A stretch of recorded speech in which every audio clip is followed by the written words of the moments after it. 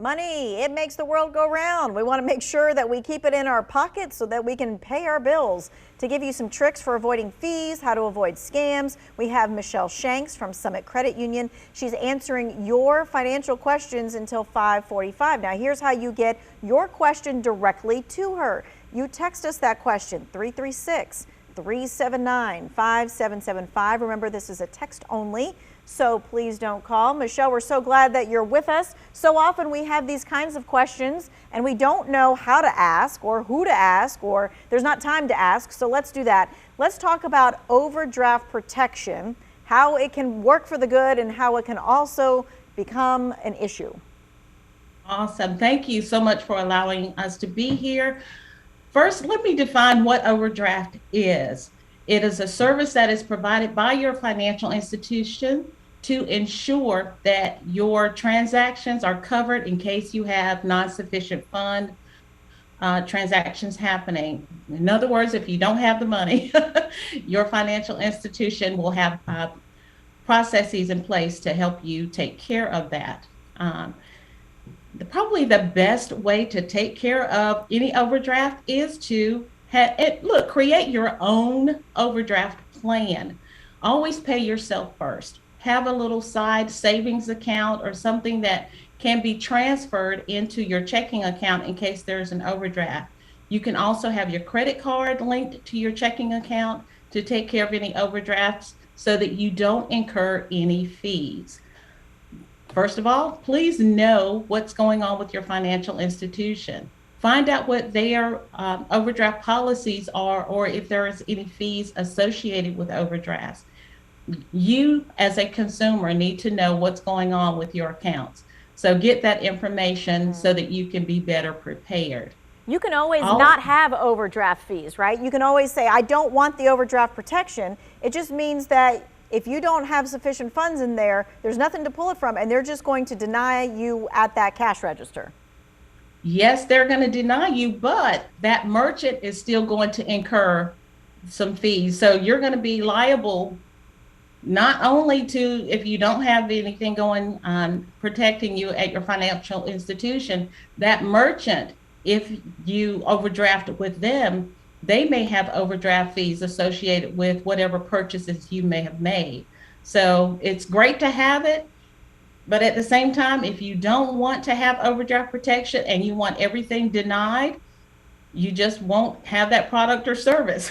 Right, yes. It's truly up to you. It is truly up to you. You just get in that problem when you didn't realize you were overdrafting your account and now you have fees like 4 and 5 days in a row. And that's why you should be looking at your account daily, every other day? I would say daily. One thing I do want to point out is there is a difference between a current balance and an available balance. Always look at your available, because anything that's current, it may not have pulled out depending on the processing system that merchant is on. It could take 2 or 3 days in order for those funds to be collected from your checking account. Look at what's available versus what you purchased so that you can get a true picture of what you really do have available for you to spend. So always take a look at your accounts. Okay. Let's talk about something that we get lots of emails about all the time, and this is fake checks. And people are getting these checks in the mail and then they're cashing them, and then they're getting into some real issues. Real issues is exactly correct.